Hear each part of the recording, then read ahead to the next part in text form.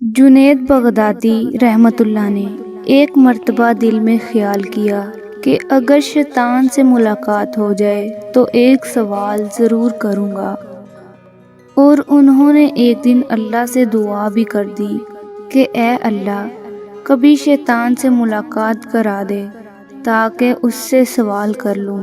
ایک دن نماز پڑھ کر مسجد سے باہر نکلے تو ایک بوڑھا آدمی باہر کھڑا تھا۔ حضرت جنید رحمۃ اللہ نے اس کو دیکھ کر کہا، کون ہو تم؟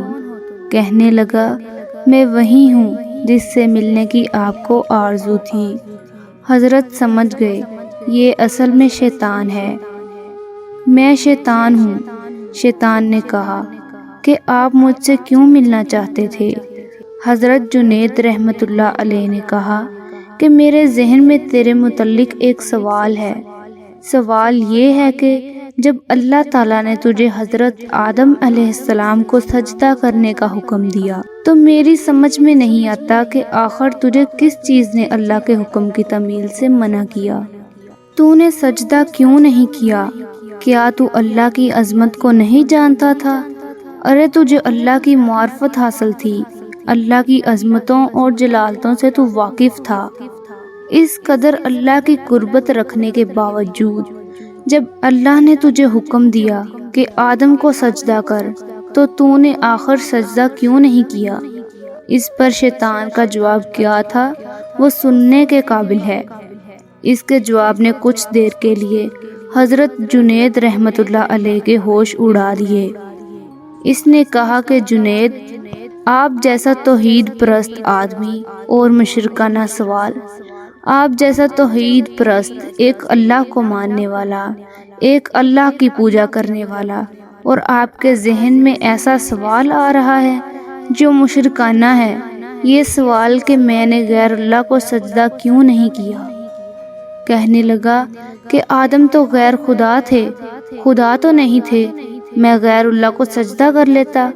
آپ جیسا توحید پرست آدمی ایسا مشرکانہ سوال میرے سے کر رہا ہے، بڑے افسوس کی بات ہے۔ حضرت جنید رحمۃ اللہ علیہ کہتے ہیں کہ جب اس نے یہ بات مجھ سے کہی تو مجھے لگا کہ ہاں، یہ تو ٹھیک کہہ رہا ہے، اور پھر تھوڑی دیر کے لیے مجھے ایسا معلوم ہوا کہ میرا ایمان سلب ہو رہا ہے۔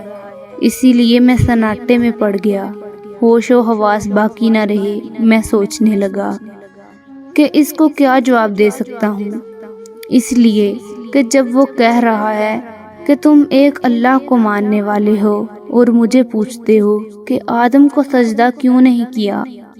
حضرت جنید رحمۃ اللہ کہتے ہیں کہ میرے ذہن میں جواب آیا، فوراً اللہ کی طرف سے الہام ہوا۔ مجھ سے کہا گیا کہ اس سے یہ پوچھو کہ حکم دینے والا کون ہے۔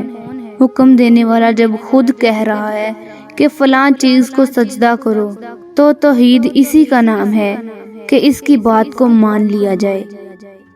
حضرت جنید رحمۃ اللہ علیہ کہتے ہیں کہ اس الہام کے بعد میرا ایمان برقرار ہوا، ورنہ تو مجھے ایسا معلوم ہوا کہ میرے ایمان میں تزلزل پیدا ہو گیا ہے۔